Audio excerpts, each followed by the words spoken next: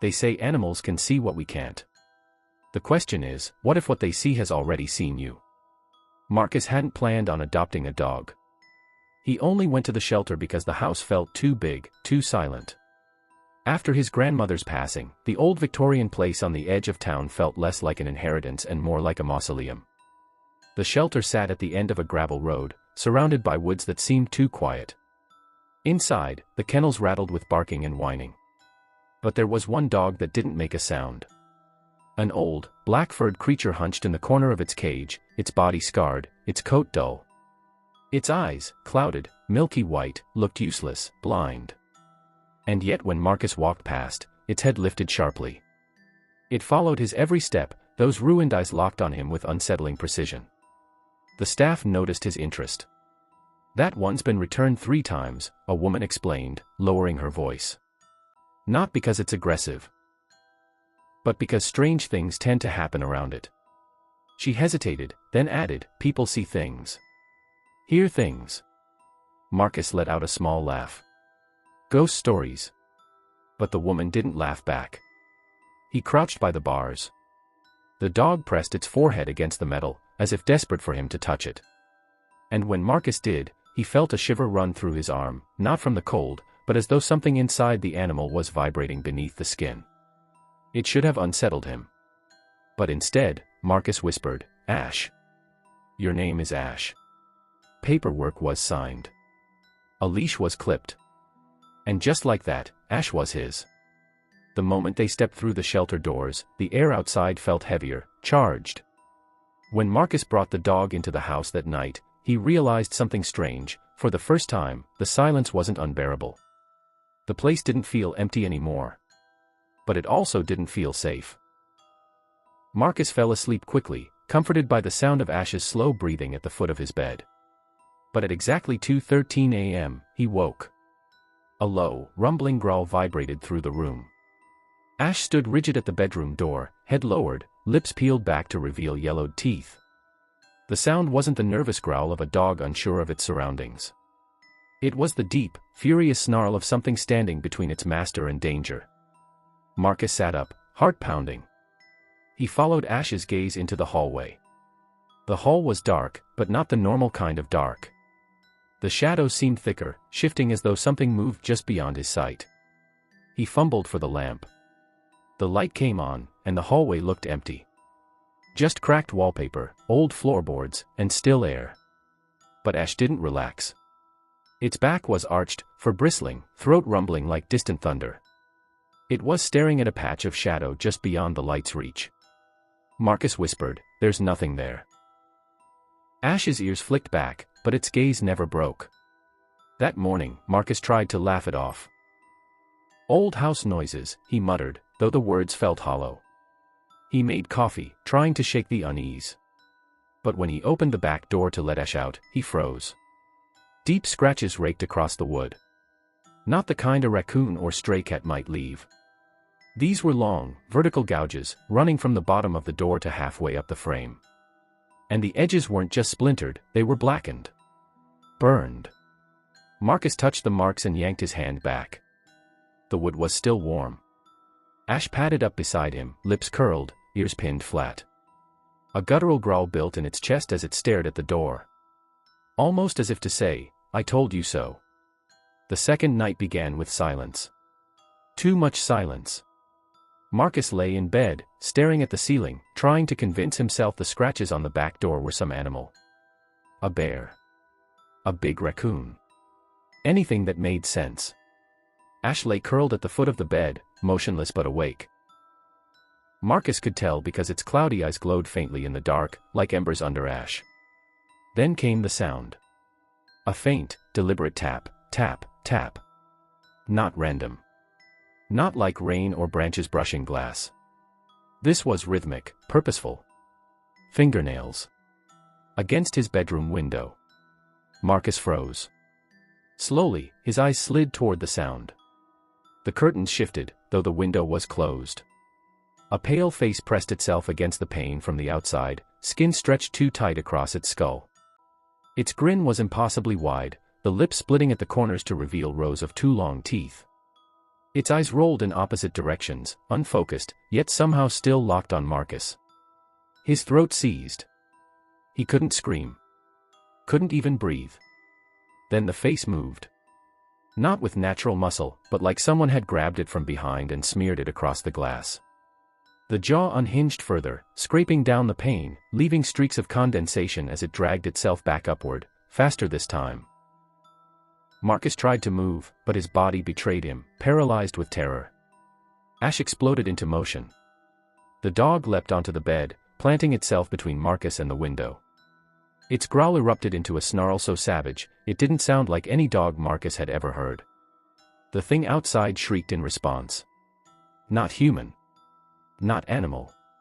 A twisted harmony of both.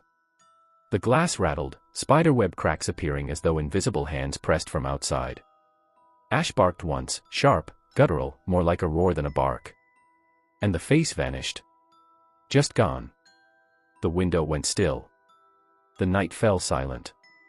Marcus collapsed backward, gasping, realizing his body could move again. His chest heaved, sweat soaking through his shirt. Ash remained on the bed, hackles raised, eyes burning through the glass. But Marcus noticed something new. The cloudiness in its eyes had shifted. Not gone, but fading. And beneath the milky white, something faint flickered. Something golden. Marcus whispered hoarsely, "What the hell are you?" Ash didn't answer. But its glowing eyes never left the window. The third night, Marcus refused to sleep in darkness. Every light in the house stayed on. Lamps. Hall lights. Even the bathroom light glared down the hall. It didn't matter. At exactly 3 a.m., the lights flickered and dimmed, humming like insects in glass jars. The air grew thick, heavy, and the sound began. Scratching. Dozens, no, hundreds, of nails dragging across wood, glass, and metal. The sound circled the house. Walls shook as though claws raked across them from the outside. The back door rattled violently in its frame. The windows groaned. Then came the voices. A chorus of whispers pressed against the walls, seeping through cracks and vents. The words weren't English. Not any language Marcus recognized. But his skin crawled with the knowledge that they weren't meant to be heard, they were meant to burrow. He clamped his hands over his ears. It didn't help. The voices slithered directly into his head. They hissed his name. Over and over. Marcus. The bed dipped. He jerked his head up and saw Ash climbing onto his chest. Heavy. Too heavy. The animal's weight pinned him to the mattress until he couldn't move. Ash's muzzle lowered until its mouth hovered by Marcus's ear. Its breath was hot, smelling faintly of smoke and iron. And then, in a voice that wasn't a bark, wasn't a growl, but something human and ancient, Ash whispered. "Stay still." Marcus whimpered, chest constricting. The scratching grew louder. The whispers sharpened, demanding, insistent. The door handle rattled. The window locks trembled. Something was trying to get in. Ash pressed its full weight down, holding Marcus flat against the mattress. Its voice came again, harsher, deeper. "Don't answer them. They want you. But not while I am here." The lights blew out. Marcus lay in complete darkness, suffocating under the dog's weight, listening as unseen things clawed, scraped, and begged at the edges of his home. The storm of sound went on for hours. Until finally, just before dawn, silence returned. Ash climbed off his chest and settled at the foot of the bed as though nothing had happened. Marcus rolled onto his side, shaking uncontrollably, his ears still ringing with the whispers. He forced himself to look at the dog. Ash's eyes glowed brighter now. The milky film almost gone. The gold beneath burned steadily, like coals waiting for breath to ignite into fire. And Marcus knew then, this was no ordinary protector. Something lived inside Ash. Something that hadn't been meant to whisper. By the fifth day, Ash's eyes were almost entirely clear. The milky film had receded, leaving behind irises that burned faintly like dying coals. No longer blind, the dog's gaze followed Marcus with unsettling intensity. At first, Marcus thought it was his imagination, but then he started noticing things. Shadows that shouldn't move did. Figures lingering in doorways, gone when he turned his head. Wisps of black smoke curling along the baseboards. Whenever Marcus caught sight of them, Ash was already there, snarling, bristling, eyes aflame. The shadows scattered like insects in the light. It was no longer just guarding the house. It was hunting. One night, Marcus stumbled into the kitchen for a glass of water and froze. Ash stood stiff and silent in the center of the room, head tilted upward. Marcus followed its gaze. Above them, a black stain had begun to spread across the plaster ceiling, blooming outward like mold. It pulsed wetly, dripping a thick tar-like liquid. The air grew rank, metallic, like rotting meat and scorched iron. The first drop fell, hissing as it hit the counter. Ash launched upward with impossible strength, its body twisting higher than any normal animal should. Its jaws snapped into the ceiling. The stain screamed. Not the shriek of a creature in pain, but the overlapping wails of many voices, hundreds, maybe thousands, all crying out in discord. The walls quivered. The lights flickered. Marcus covered his ears, but the noise crawled inside his head. Ash ripped the stain apart. Black ichor sprayed, sizzling against the tile, before dissolving into nothing. The ceiling, once warped and ruined, was perfectly clean again. The kitchen fell silent. Marcus collapsed to his knees, gasping. His heart hammered in his chest, his ears still ringing with phantom screams. He stared at Ash, trembling. What are you?" The dog turned its head slowly. Its golden eyes blazed in the dark, brighter now, nearly consuming the white. Its mouth opened, tongue lolling like any ordinary dog. But Marcus's breath caught, because behind the canine teeth, he swore he saw another row. And another. Teeth too many. Teeth too sharp. Ash only panted, tail thumping once against the floor. The sixth night, Marcus didn't bother trying to sleep. He sat awake, lights blazing, every muscle taut. Ash paced the hallway, nails clicking softly on the wooden floor, golden eyes glimmering like lanterns in the dark. It didn't matter. At 3 a.m., the whispers returned. Louder. Closer.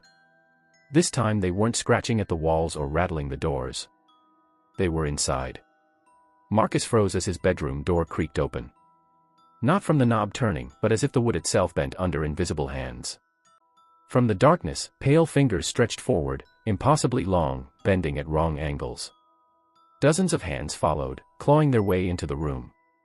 Faces slid out from the shadows, pressing through the air as though it were liquid. Mouths gaped open, whispering his name in voices that overlapped, high and low, male and female, child and elder. Mercurcus. His body locked in terror. At the foot of the bed, Ash stood rigid, fur raised like black flame, teeth bared. Its eyes were no longer embers, they were fire, burning gold, throwing unnatural light into the room. The air filled with the smell of smoke and hot iron, searing Marcus's lungs. Ash growled once. The sound was not of this world. Deep. Thunderous. It shook the floorboards, rattled the glass, and made Marcus's bones vibrate. The hands froze. The faces convulsed, their whispers rising to screams of pain. They snapped backward, dragged away into the black. The door slammed shut. The room quivered with the aftershock of silence. Marcus lay shaking, unable to breathe. Ash turned. Slowly. Its blazing eyes fixed on him. Its voice came again, low, steady, unmistakably human. They will keep coming. Unless. Marcus's throat was dry. Unless what? The dog stepped closer, claws clicking like nails on stone. The room seemed to bend with its presence, shadows recoiling. It placed its head near Marcus's chest. He could feel the heat of its breath, hear the faint rasp of too many teeth inside its mouth. Unless you let me in. Completely. The words weren't a suggestion. They were a demand. A pact. Marcus wanted to scream no. To run. To fight. But all that came out was a shuddering breath. And in that moment, staring into the fire of Ash's eyes, Marcus realized something. It wasn't just protecting him from the things outside. It was claiming him. Weeks passed. The neighborhood grew quieter than ever. Marcus was rarely seen in daylight anymore. When he was, people whispered about how he walked differently, slower, heavier, almost as if something else moved within his skin. His shadow seemed to twitch a second too late, like it wasn't entirely tethered to him. At night, the rumors spread further. A deliveryman claimed he saw Marcus standing at his window long after midnight, staring down at the street. The men swore Marcus's face was wrong, his mouth stretched too wide in a smile that didn't belong to him. Others said they heard scratching at their doors, only to find nothing there when they dared to check, except for faint paw prints burned into the wood, charred black. But it was in the woods that people saw the most. Some hikers said they glimpsed a massive black dog, fur rippling like smoke, its eyes glowing gold like molten fire. Others swore they saw a man instead, tall and lean, his eyes carrying the same burning light, following them from a distance. No matter how fast they walked, they never shook the feeling of being hunted. Sometimes, the stories grew worse. A camper swore she awoke to find both of them, the dog and the men, standing at the edge of her campfire's glow, side by side, perfectly still, watching her breathe. She never camped again. And always, when the woods grew too quiet, when even the crickets hushed and the wind stopped stirring the trees, those who lingered too long heard it. A voice low and rasping, drifting through the dark like smoke. Stay still. Don't answer them. No one was certain whether the warning was meant to protect them or to mark them. Because in the silence that followed, the scratching always began. And something unseen always drew closer. And when you see your pet staring into the dark, tail stiff, ears alert, don't look. Don't listen. Just pray they keep guarding you.